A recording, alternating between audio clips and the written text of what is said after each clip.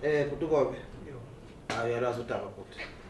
Ngicela ukuqala ngithathe lethuba ngibonge ukuthola lethuba lona ke phambi kwenu usizo Siboniso kaNgoma. Umfana osuka le kwaNongoma ke endaweni yakaMandlazi oDwaleni. Nami ngumfundi walapha ke eNdonza Art and Craft. Kahle kahle ukuza kwami la nganginothando lokwenza inkondlo ngesikhathi ngifika la ngoba ngaqala ukuba nothando lezinkondlo ngo-2017. So ngaba nenhlahla ke last year ngithola umunye ngitshena ukuthi nokuya apply la for music nami ngase ngiya apply.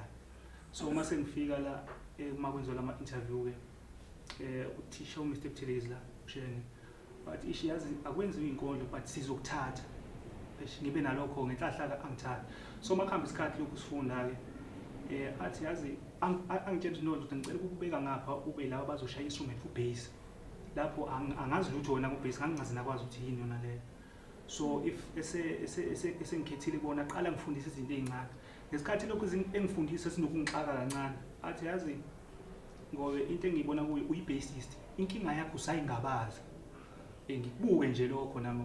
So makhamba isikhathi lokho engifundisa kwesinye isikhathi khona lapha ethi mangifundisa khona ngibona ukuthi angisezwa kahle kuba ngathi ngiyacasuka komunye umuntu kanti mina ngaphakathi usuke khona lento ukuthi phusha yabo ngisuke ngilwa nami ngaphakathi indoda phusha ekuyikhona senguzuzile kulesikhathi sonyaka lokho uqalile nje uqonda ukuthi kahle yonke into ukuze umusic uqonde kangcono kumele uqale lapha ku-foundation njengalezi zinto zo-major scale because ngeke uze ukhona ukwenza lutho even nawe udlala ubass ungenali understanding yani ye-major scale.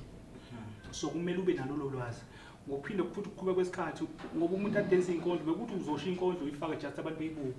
So usuyabona ukuthi uyakhona futhi ukwazi ukuziphilisa especially ngoba amathuba emsebenzi engasekho kanje ngomusic ungakhona ukuziphilisa kodwa kumele uqonde kangcono nokubuka amasengela ukuthi hayi kahle ayikho into encane umusic mkhulu kodwa uzobona ukukhulu bayo uma ngabe uattend ama-class akhona uyafunda nje ukusilekelela wena Mr Buthelezi nje ikhona lokho ngoba namuhla ngangingazi ukuthi ngiyoke ngibuka isikole kudlaleka ngangingazi ukuthi ngiyoke ngihlale la ngidlala ubass ngibona udlaleka noma ngingakafiki la ngifuna ukuya khona mina ngendlela engidlala ngayo kodwa kulokho engisakuzuzile kuyangijabulisa kakhulu kodwa ngisenalento ukuthi ngisazoqhubeka ngwenza umusic because mina ngaphathi ngithathe isinqumo no kulokho okunye ngayokufundela ubeke eceleni ngifocus ku-music because into enginayo ekhanda lami ukuthi ngafuke ngifunde kaningi jike why ngizoyenza lokho angisase ngiqhubeka ngalento ngoba kuyaphileka nayo.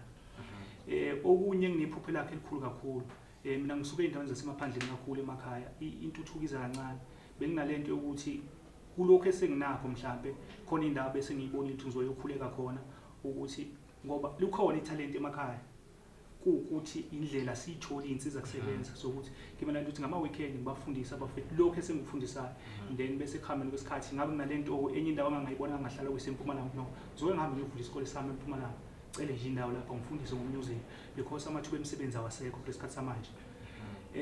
Okunye yize ngingenza zona inkondlo ngizithanda kodwa manje sengithanda kakhulu bass kunezikondlo and ngokufundiswa uthisha kukhona i-instrument e-African ethi mayidlala sengiyilalelile thema ngiyibona ukuthi if ungadlala le-African music bese ngisho inkondlo because mina ngifuna ukusho lezi inkondlo ejwayelekile ngifuna ukuqhamuka nesamba esiqo so ukufunda lokho kungenza ukuthi kukhona into engayicreatela yona ngokulalela lo mculo lo.